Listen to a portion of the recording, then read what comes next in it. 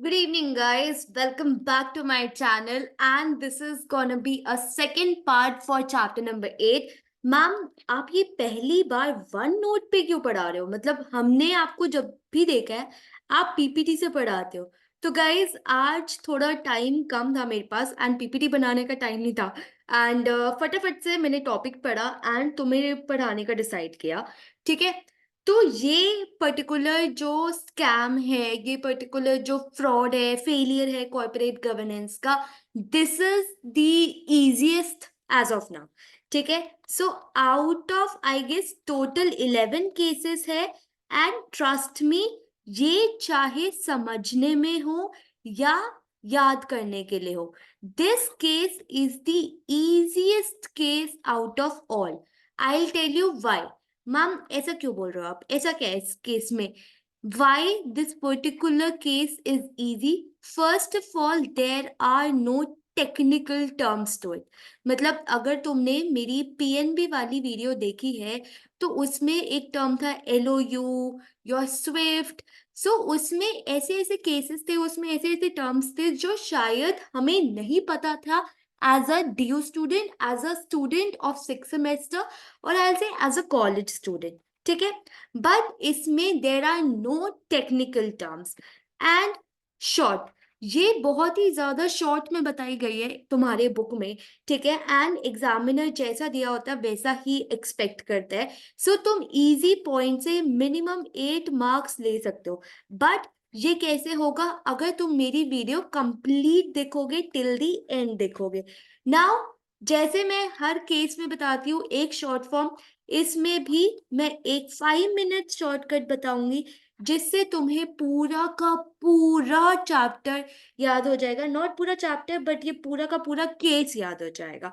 Fine, now let's start with the case. Let's start with what actually happened, why it happened, how it happened. ठीक है, सो आज की class में ये याद रखना कि तुम शार्क टैंक में बैठे हो। किस में बैठे हो? Shark Tank. तुम अपने आप को फेवरेट शार्क अज्यूम कर लो, except you know Aman Gupta, because वो ज्यादा क्वेश्चंस, क्रॉस क्वेश्चन इतना नहीं करता as compared to Anupam and Piyush. ठीक है, सो हम आज अपने आप को दो कैरेक्टर्स मानेंगे, अनुपम या Piyush, and we will see the reference from past few episodes. ठीक है, तो पास्ट फ्यू एपिसोड्स को कंसिडर करते हुए मैं ये पूरा केस तुम्हें समझाने वाली हूँ। ठीक है, तो ये कहानी है 2003 की, शायद जब तुम पैदा भी नहीं हुए थे, या तुम पैदा हो गए थे या नहीं मुझे नहीं पता, मैं तो 2001 में पैदा हुई हूँ। ठीक है, तो 2003 में, ओ ये क्या हुआ? ओ ये क्या हुआ मेरे पेन टैप के साथ? Sorry guys. ठीक है, नाउ एक एयरलाइन सेटअप हुई, that was Kingfisher Airlines. ठीक है, तो 2000 में मैं बिल्कुल नन्हा मुन्ना बच्चा थी, तुम शायद पैदा भी नहीं हुए थे। तो इस दुनिया में किंग फिशर एयरलाइंस आई, बहुत ही खूबसूरत एयरलाइंस, ऐसे बिल्कुल रेड कलर की, बहुत प्यारी। ठीक है, 2005 तक वो बल्ले बल्ले करते हुए आई, बट 2005 से वो लॉस रिपोर्ट करना शुरू हो गई। ठीक है, so it always started reporting loss. Guys, अगर मैं शार्क टैंक पे जाके बोलती हूँ that I am burning money, I am making losses, मैंने आज तक 1 रुपए नहीं कमाया बल्कि मैं अपने जेब से 1000 रुपए लगा रही हूँ डेली मंथली के, क्या शार्क्स उस डील को लेते हैं? 99% वो नहीं लेते। वाई? बिकॉज उन्हें वो पैसा बनता हुआ नहीं दिखता। तो आज के टाइम में चाहे मैं हूँ, बिजनेसमैन हो, पापा हो, मम्मी हो, या शार्क्स हो, किसी को भी लॉस मेकिंग बिजनेस पसंद नहीं है।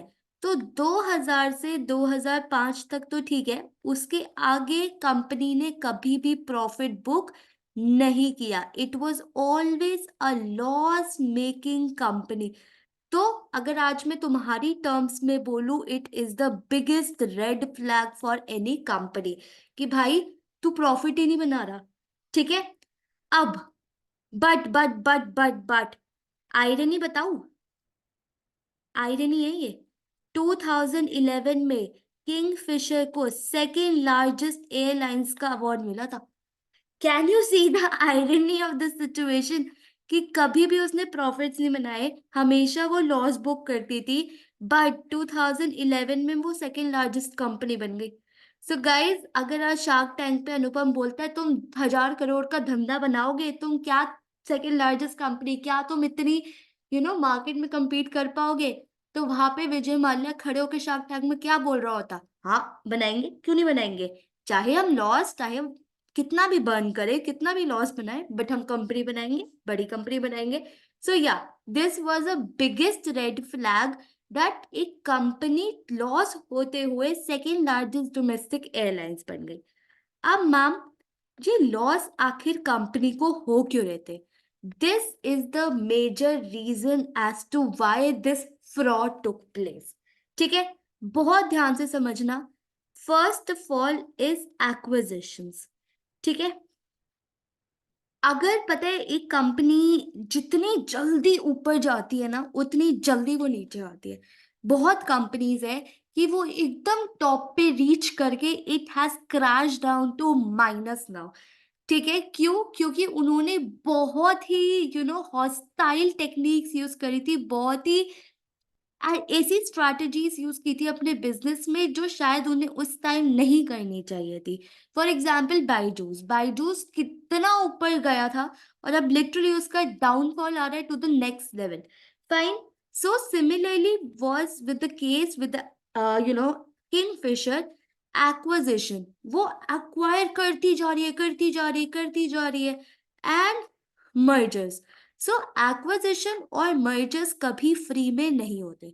सबको पता है, चाहे फर्स्ट क्लास का बच्चा हो या 10th क्लास का बच्चा हो, सबको पता है एक्विजिशन और मर्जर्स कभी फ्री में नहीं होते। सो क्या होता है, अगर ये सब हो रहा है तो कंपनी की कॉस्ट बढ़ती जाती है, right? So the first reason of such loss happening was my acquisition and merger. ठीक है, ये था मेरा पहला रीजन। अब सेकंड इसका था नेम चेंजिंग। गाइस, एक बात बताओ, आज तुम्हें पता था कि रुचि गोयल का चैनल एग्जिस्ट कर रहा है जो हमें ऑडिटिंग पढ़ा देगा? ठीक है, या शार्क टैंक में अगर तुम लेटेस्ट एपिसोड देख रहे हो तो एक कंपनी आई थी अराटा। ठीक है, अराटा, अराटा ही ऐसे ही कुछ कंपनी थी। तो पता है विनीता ने उसे देखते के साथ ही बोला था, ओ माय गॉड, इतनी बड़ी कंपनी ये शार्क टैंक में क्यों आ रही है? So, what is actually common in these both the cases? The name, the brand, right? आज तुम्हें पता है रुचि गोयल करके एक पेज है, एक उसे विनीता को भी पता है एक ब्रांड है अराटा करके, और हमें भी पता है एक शुगर है, बोट है, ठीक है? So what is been common in all this is the brand name. क्या? Brand name. ठीक है, जो एज अ कंज्यूमर ना मैं भूल रही हूँ और ना हम मतलब चेंज करना चाह रहे हैं। ऐसा तो नहीं ना, मैं अपने चैनल का नाम आज रुचि रख रही हूँ, कल शिखा रखूंगी, परसों पूनम रख लूंगी। ऐसे होता है? तुम अपना नाम सुबह रोज बदलते हो? नहीं बदलते ना। तो तुम्हारे फ्रेंड्स और सबको याद रहता कि तुम रुचि हो, ठीक है, तुम शिखा हो। सिमिलरली ये किंगफिशर के केस में नहीं हो रहा था। Kingfisher was not Kingfisher for these many years. उसने इतने नाम चेंज करे हैं, डेक्कन, किंगफिशर रेड, कितने सारे नाम चेंज करे, ड्यू टू विच वो अपना ब्रांड नेम कभी स्टैब्लिश ही नहीं कर पाए। गाइस, एक और प्रॉब्लम होती है, अगर हम डेली अपना ब्रांड नेम चेंज करेंगे तो प्रमोशन कॉस्ट भी हाई हो जाएगी, बिकॉज मुझे लोगों को बताना पड़ेगा बार बार, गाइस आज किंगफिशर है, कल किंगफिशर रेड हो गई है। सुनो गाइस, किंगफिशर रेड अब किंगफिशर ब्लू हो गया है। गाइस, किंगफिशर ब्लू अब किंगफिशर ग्रीन हो गया है। तो ये जो मैं गाइस गाइस बीच में आराम से बोल रही हूँ, वो मुझे बिलियन लोगों को बताना पड़ेगा, एंड उस बिलियन लोगों को बताने के लिए मुझे प्रमोशन करना पड़ेगा, जिसकी वजह से मेरी फिर से क्या हो गई, मेरी कॉस्ट हाई हो गई। ठीक है, तो अभी तक आई होप सबको समझ में आ रहा है what are the reasons. First of all was acquisition and mergers. Second was brand name not being constant. It was keep on changing due to these mergers and acquisition, due to which हमारी customer loyalty नहीं बन पाई, हमारा brand name नहीं बन पाया, ठीक है। Now the third name was international expansion. अब फिर से हम शार्क टैंक के एपिसोड में चलते हैं। एक पता है, एक प्रोडक्ट आया था, अनुपम बोलता है या तू चाहता क्या है, तू इंडिया में चाहता है, तू बाहर चाहता है, या तू मतलब चाहता क्या है इस प्रोडक्ट से। तो वो बोलता है सर अभी हम इंडिया में फोकस कर रहे हैं, फिर हम ग्लोबल करेंगे, फिर हम B2B पे जाएंगे, फिर हम B2C पे जाएंगे, फिर हम B2G पे जाएंगे। एक मिनट, अनुपम कहते हैं भाई सुन, तेरे पास ना इतना पैसा है और ना तेरे पास इतना टाइम है या इतना तेरा प्रोडक्ट अच्छा है, तू एक बार में एक जगह फोकस कर, ठीक है। सो एक बार में एक जगह फोकस करना इज वेरी इंपॉर्टेंट। ये हमारी किंगफिशर ने नहीं किया। किंगफिशर ने क्या किया, आज हम डोमेस्टिक में हैं, कल हम इंटरनेशनल में चले गए। So without understanding the domestic market, without understanding और without fully exploiting, without fully reaching to that level in the domestic market, हम इंटरनेशनल एक्सपेंशन करने दौड़ चले, ठीक है। तो ऑब्वियसली यार जब तुम्हें प्रॉपर नॉलेज नहीं होगी, तुम्हारे पास प्रॉपर फंड्स नहीं होंगे, रिसोर्सेस नहीं होंगे, तुम यहाँ तो मार खाओगे ही खाओगे, यहाँ पे भी तुम्हारी चीजें खराब हो जाएगी, ठीक है। तो समझ में आ रहा है, इंटरनेशनल एक्सपेंशन उस टाइम नेसेसरी नहीं था, but king Fisher Vijay Mallya बिन विजय माल्या उसने बोला भाई फाड़ दो, ठीक है। तो ये फाड़ना इज नॉट वेरी इंपॉर्टेंट, ठीक है। जिस मार्केट में तुम अभी हो उस पे ध्यान दो, जब तुम्हें लगे वो सैचुरेशन पे आ गया तब जाके एक्सपैंड करो, fine. Now, the fourth and the most important reason was debt. Guys, debt, debt, debt.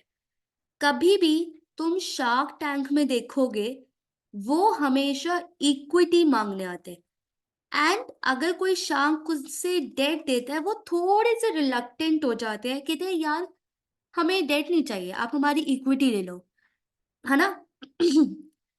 हम आपको इक्विटी दे देंगे बट हम आपको डेट नहीं दे पाएंगे। क्यों डेट नहीं दे पाओगे, क्योंकि इसमें आपको प्रिंसिपल अमाउंट भी वापस करना है और आपको इंटरेस्ट भी वापस करना है। इन केस आप नहीं दे पाते, you are stuck in this debt trap, right. तो आपको मिनिमम इतना प्रॉफिट तो जनरेट करना पड़ेगा, इतना कैश तो होना ही चाहिए कि मैं इंटरेस्ट भी दे दूं और मैं प्रिंसिपल अमाउंट भी वापस कर दूं, ठीक है। तो विजय माल्या जी बीन विजय माल्या, इन्होंने 2009 तक 100 मिलियन का डेट ले लिया था। Guys guys guys, wait wait, red flag, toxic trait. और पता है लॉस कितना दिखा रहे थे वो अपनी फाइनेंशियल स्टेटमेंट में, 419 crore rupees. Just see this, just see the figures. यहाँ पे हम कह रहे हैं कि 100 मिलियन का तो हमारे ऊपर कर्जा है, लेकिन हम लॉस में चल रहे हैं, 490 करोड़ का लॉस, 419 करोड़ का लॉस। तो ये मैं पैसे लाऊंगी कहाँ से, ना मेरे बिजनेस से जनरेट हो रहे, तो इसका मैं कहाँ से दूं पैसे, इसका इंटरेस्ट कहाँ से दूं। तो ये हो गया हमारा reason of this particular fraud, reason as to why Kingfisher was a huge huge huge failure. अब विजय माल्या को अभी भी चैन नहीं पड़ा, ठीक है। गाइस ये फिफ्थ रीजन है, लास्ट रीजन, ध्यान से समझो, थोड़ा ध्यान। ये इसमें सारे स्टेक होल्डर्स आएंगे, ठीक है। कॉर्पोरेट गवर्नेंस का चैप्टर पढ़ रहे हो, स्टेक होल्डर्स के बिना आंसर लिख के आओगे फंस जाओगे। अब गाइस थोड़ा ट्विस्ट आ रहा है कहानी में, सुनो सुनो सुनो सुनो, ये लास्ट है। देखो अब विजय माल्या को चैन नहीं पड़ा, वो कहता है यार सुन, 650 करोड़ का तो अब मेरा डेट हो गया है, ठीक है, 419 का तो मैं लॉस कर रहा हूँ, तो कुछ तो करना पड़ेगा। मैं जाता हूँ गवर्नमेंट के पास। आज के टाइम में सबसे ज्यादा पैसा किसके पास है, गवर्नमेंट के पास, ठीक है। तो मैं जाता हूँ गवर्नमेंट के पास। यार मैं लेकिन गवर्नमेंट के पास बोल के क्या जाऊँ कि पैसे दे दो मेरे डेट के, ये तो बोलूंगा तो मैं चाटे बजा देंगी गवर्नमेंट मेरे। मैं बोलता हूँ सर मैं एक एयरलाइन इंडस्ट्री चला रहा हूँ जो सेकंड लार्जेस्ट है, आप मेरी फ्यूल कॉस्ट थोड़ी कम कर दो और थोड़ा टैक्स पे हमें ना कॉम्पनसेशन दे दो, हमसे ना हो नहीं पा रहा, इतना टैक्स भी दे, एयरलाइन इंडस्ट्री भी चला रहे हैं। अब आपको पता ही है एयरलाइन इंडस्ट्री इतने खर्चीली इंडस्ट्री है, उसके पायलट, उसके एयरक्राफ्ट, उसके परमिशंस, उसकी लाइसेंस, तो ये सर बहुत ही महंगीली और खर्चीली इंडस्ट्री मैंने चूज कर ली है। तो आप ऐसा करो, थोड़ा ना हमें कॉम्पनसेशन दो in the form of taxes and in the form of fuel cost.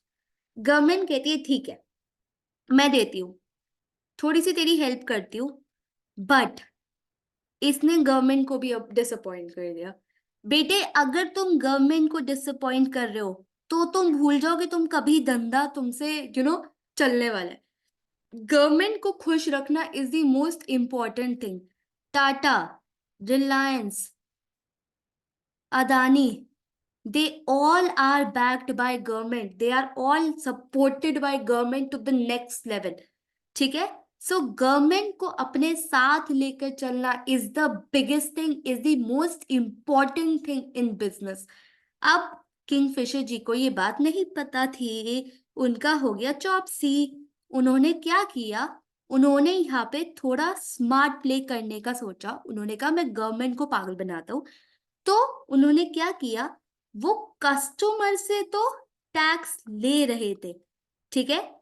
तो अगर एयरलाइंस के पास टैक्स आ रहा है कस्टमर से तो उसे गवर्नमेंट को डिपॉजिट करना था, ठीक है। कस्टमर से तो एयरलाइन से टैक्स ले लिया बट गवर्नमेंट को नहीं दिया, पहली गलती। अब एयरलाइन इंडस्ट्री को क्या होता है, एयरलाइन इंडस्ट्री को क्लियरिंग चार्जेस देने पड़ते हैं, ठीक है। विजय माल्या जी ने वो भी नहीं दिए। थर्ड, हम सैलरीड पर्सन है, ठीक है, मैं भी सैलरीड पर्सन हूँ, पायलट भी होते हैं, कैबिन क्रू भी होता है, तुम्हारी एयर होस्टेस, सब सैलरीड पर्सन होते हैं। तो उनकी सैलरी में से टीडीएस कटता है, ठीक है। कैसे होता है कि सैलरी लेट्स से अगर 10,000 की है तो हम ये 10% काट के देंगे, तुम्हें सिर्फ 9,000 मिलेगा एज एन एम्प्लॉय, एंड ये 10% किसे जाना चाहिए, गवर्नमेंट को। विजय माल्या जी ने ये भी नहीं दी, तो यहाँ पे इन्होंने तीसरे पंगे ले लिए। अब देखो यार, अगर तुम एक एम्प्लॉय से पंगे लोगे, ठीक है, और गवर्नमेंट से पंगे लोगे, वो पीछे नहीं हटेंगे, ठीक है। तो एम्प्लॉय से क्या पंगे लिए इन्होंने, इन्हें सैलरी ही नहीं देते थे, ठीक है, बिकॉज यार पैसे बन नहीं रहे, लॉस होता जा रहा है, तो ना, और पैसे है नहीं डेट चुकाने के, तो सैलरी उन्हें मिल नहीं रही। अब किसी इंसान को सैलरी नहीं मिलेगी तो पता है क्या होगा, स्ट्राइक्स, सिक लीव्स, ठीक है। पायलट्स ड्यूटी पे ही नहीं आ रहे थे, सारी फ्लाइट्स डिले, सारी गुडविल खत्म, फ्लाइट्स सारी कैंसिल हो रही थी। तो कैन यू अंडरस्टैंड कैसे एक stakeholder that was employ impact हुआ, which led to multiple consequences. Fine, finally government ने जाके, गवर्नमेंट जब डिसअपॉइंट होती है तो गवर्नमेंट बड़े कदम लेती है। 2011-2012 में फाइनली किंगफिशर का लाइसेंस जब्त कर लिया गया, कैंसिल कर दिया गया, एंड एसबीआई प्लस आईडीबीआई, ये दोनों बैंक्स जहां से मैक्सिमम डेट उठाया गया था, गवर्नमेंट ने इनको इनका पैसा वापस किया, एंड फाइनली ये केस अनफोल्ड हुआ। गाइस पूरी कहानी समझ में आई, ठीक है। अब ये तो थी तुम्हारी कहानी, इसी को अब थोड़ा पॉइंट्स में बना के सुन लो, बिकॉज तुम्हारी बुक में दिया हुआ है, तो मैं इसे बना देती हूँ एज अ डायग्राम, ठीक है, एज अ फ्लो चार्ट बना के सीख लो, एंड एक शॉर्टकट भी बताऊंगी, सो वो भी देख लेना। ठीक है, सो रीजंस देखते हैं। रीजंस क्या थे, सबसे पहले high operational cost. I hope ये सबको समझ में आ गई है। हाई ऑपरेशनल कॉस्ट में मैंने क्या क्या बोला था, एयरलाइन इंडस्ट्री है, सबको सैलरी देनी है, ऑयल का खर्चा है, फ्यूल का खर्चा है, परमिट्स का खर्चा है, लाइसेंस का खर्चा है। तो सबसे पहला रीजन था huge cash flows, that was because of the high operational cost of the airline industry. Now second was flawed corporate governance, ये मेन है, ठीक है। कॉर्पोरेट गवर्नेंस में क्या क्या फ्लॉज थे ये समझो। सबसे पहले, लैक ऑफ कॉर्पोरेट गवर्नेंस। बाप बेटों को दोनों को नॉलेज नहीं थी। सो किंगफिशर बेसिकली किससे चलता था? The son and the father duo. So board of directors में बहुत ही इनएक्सपीरियंस लोग बैठे हुए थे, जिसकी वजह से डिसीजन मेकिंग अच्छी नहीं हो रही थी। बहुत ही इनइफेक्टिव बोर्ड था। एंड कोई सीईओ नहीं था। गाइज, मैं पीयूष का एग्जाम्पल इसलिए लिया था बिकॉज बहुत सारी पिच में पीयूष ने बोला था सीईओ लेकर आओ, कंपनी में सीईओ रखो, सीएफओ रखो। सो सीईओ की बहुत ज्यादा इंपॉर्टेंस होती है, एंड किंगफिशर में सीईओ ही नहीं था। और बहुत ज्यादा चेंजेस हो रहे थे टॉप मैनेजमेंट में जल्दी जल्दी, ड्यू टू विच ये कॉर्पोरेट गवर्नेंस का एक बहुत ही बड़ा फेलियर बन गया था। ठीक है, the next was faulty business strategy.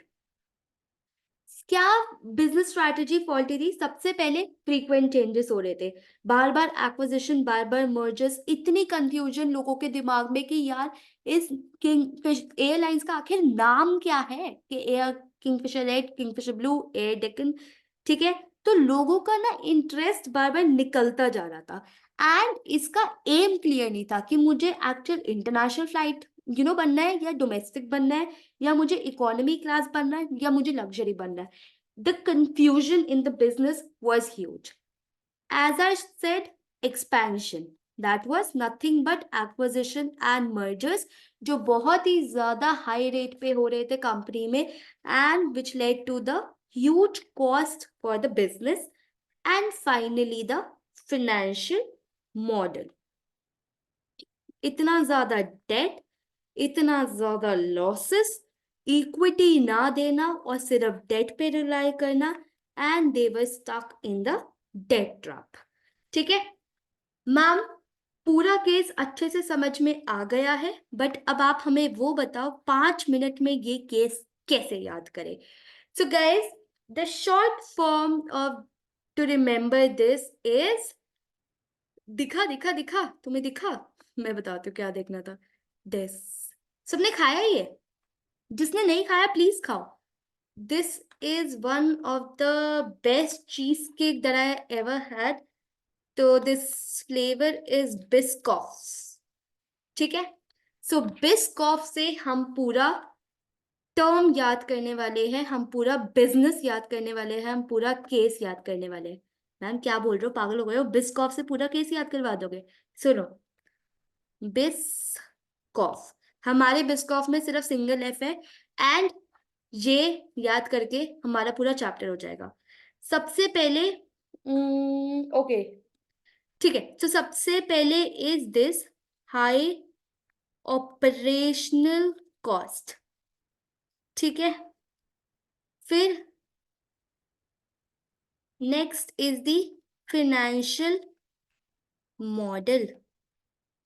ठीक है, then is your oh sorry, the another thing is, हमारे बिस्कॉफ में ई आ रहा है, ठीक है, नॉट आई, ये भी याद रखना है। ठीक है, next is expansion, then lack of corporate governance, ऐसे स्ट्रैटेजी, 1 2 3 4 5 चीजें याद रख लो यार। और क्या याद रखोगे? बी से आपका हो गया, बी से क्या बनाऊं? वैसे यही था, but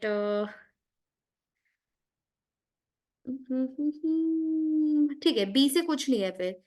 okay, let's keep it very simple.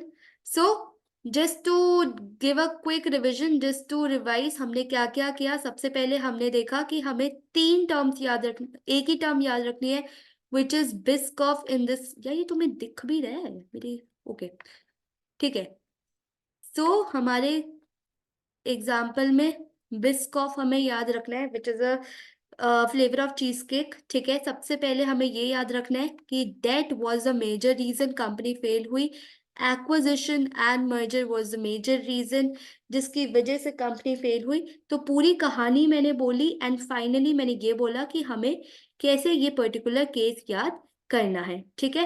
एक और बार रिवाइज कर लेते हैं, then I will just end this particular video. अगर तुम्हें लगता है कि तुम्हें समझ में आ गया, you can just exit this video. So मैंने पहले बोला था कि ये सबसे इजी केस है बिकॉज इसमें कोई टेक्निकल टर्म्स नहीं है और ये बहुत शॉर्ट में समझाया गया है। हमें पूरा ये सिनेरियो लिखते हुए शार्क टैंक याद रखना है, अनुपम एंड पीयूष। अनुपम एंड पीयूष क्यों? क्योंकि अनुपम डांटता रहता है कि भाई तू ऑब्जेक्टिव क्लियर कर, तू चाहता क्या है। एंड सेकेंड, पीयूष बार बार बोलता रहता है कि तुम सीओ लाओ, सीओ लाओ, सीओ लाओ, ठीक है। तो किंगफिशर कब स्टैब्लिश हुई थी? 2003 में। कभी भी उसने प्रॉफिट बुक नहीं किया, हमेशा loss loss loss loss loss, and loss के ऊपर भी इतना सारा डेट। तो what were the reasons? First of all acquisition and mergers, ठीक है। सेकेंड, एक्विजिशन और मर्जर करोगे तो ऑब्वियसली कभी कभी mergers come with the conditions. क्या कंडीशंस होती है? कि आप अपना नाम उसके नाम में रखो, आप हमारा नाम ऐड करो या कम करो या एडिट करो, ठीक है। So all this comes with the condition. So similarly बार बार नाम चेंज होने की वजह से कस्टमर लॉयल्टी नहीं आई, कस्टमर का ट्रस्ट नहीं बना। Third reason was international expansion. भाई तू चाहता क्या है? तू डोमेस्टिक चाहता है, तू लग्जरी चाहता है, तू इकोनॉमी चाहता है, तू इंटरनेशनल चाहता है, सब कुछ confusion. And finally fourth reason was debt. ये डेट लेते जा रहे थे, लेते जा रहे थे, लेते जा रहे थे। एंड फिफ्थ, जहां पे बिजनेस बंद हुआ, वाज गवर्नमेंट से पंगे लेना, ठीक है। गवर्नमेंट से पंगे लोगे तो गवर्नमेंट तुम्हें कभी छोड़ेगी नहीं, ठीक है। और अगर एम्प्लॉय से लोगे तो सारी सिचुएशन आ जाएगी कि तुम्हारा बिजनेस बंद हो जाएगा। फाइन। Reasons याद करने के लिए Biscoff, and you can always mention about the government when you are explaining the strategy, when you are explaining the failure, corporate governance failure. So this was it for Kingfisher. इससे ज्यादा मत करो, बिल्कुल भी मत करना। चाहे फ्रेंड बोले, बुक बोले, मैम बोले, ये लिख के आओगे, full marks मिलेंगे। So don't forget to subscribe to my channel. See you guys. In case you want chapter 10 and 11, go to my community feed and buy the videos. Bye bye. Take care. Hope you enjoyed the video.